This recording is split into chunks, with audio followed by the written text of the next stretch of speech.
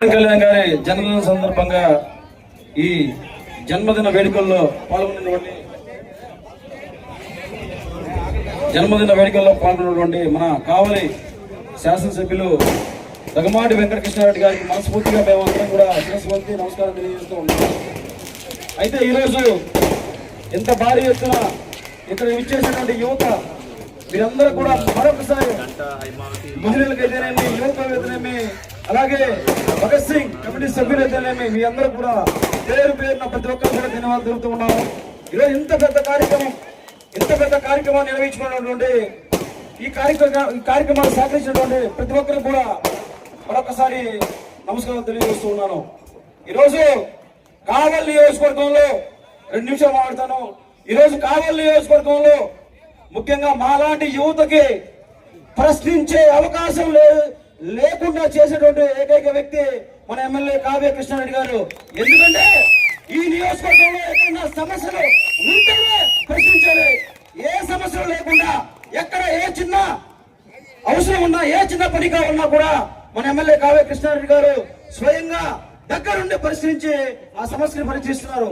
అలాంటి నాయకుడిని ఈ రోజు మేము గర్వంగా ఎన్నుకున్నందుకు గెలిపించుకున్నందుకు మరొకసారి కూడా మా అన్న కావ్య కృష్ణారెడ్డి గారికి మనస్ఫూర్తిగా అభినందనలు తెలియజేస్తూ ఉన్నాం. అలాగే ఏ రోజు మనం వింటూనే ఉంటాం, పళ్ళున్న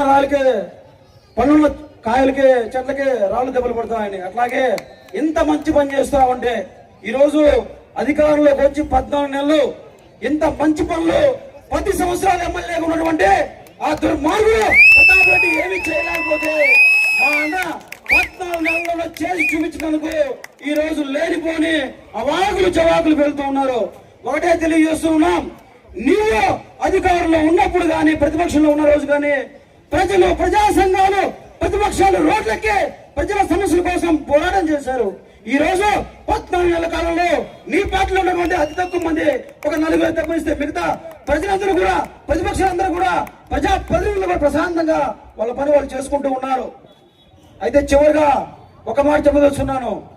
ఈరోజు ఈ సందర్భంగా మాట్లాడకూడదేమో కానీ కావలి నియోజకవర్గంలో కావ్య కృష్ణారెడ్డి అన్న వెనక మాట్లాడితే ఏమీ చేయట్లేదు పట్టించుకోవటం అనుకోవట్లేదేమో, అది అన్న సహనం. అదొకసారి గుర్తించుకోవాలి. ఎంత దూరమైనా తెగించేయడానికి సిద్ధంగా ఉన్నటువంటి యువకులు 100 అన్నం అనుకున్నారని గుర్తించుకోవాలని సందర్భంగా తెలియజేసుకుంటూ, పవన్ కళ్యాణ్ గారి పార్టీ పెట్టిన దగ్గర నుంచి ఈ పక్క సిద్ధు ఎప్పుడు 13 సంవత్సరాలు ఉంటూనే ఉన్నాడు. అవతల పరిస్థితి నేను మాట్లాడను. సిద్ధు 13 సంవత్సరాల నుంచి నాకు నూనూకు మీసాలు ఉన్న వయసు నుంచి పవన్ కళ్యాణ్ గారు జెండా భుజాన్ని వేసుకుని ఆయన అభిమానిగా కావలి నియోజకవర్గంలో ప్రతి గ్రామానికి వెళ్ళాలి. వైసీపీ అరాచకాన్ని ఎండగట్టాను.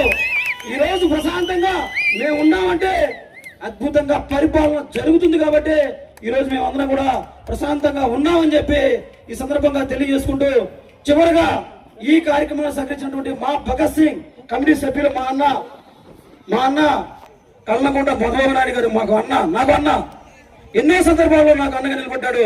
మా విక్రమన్న, మా ఆలాసీనన్న, అంశరబాయ్, సురేంద్ర, ప్రతి ఒక్కరికి కూడా పేరున ఈ కమిటీలో ఉన్న సభ్యులందరికీ కూడా పేరున మరొకసారి నేను మీ అందరు కూడా శిరస్సు ఉంచి నమస్కారాలు తెలియజేసుకుంటున్నాను.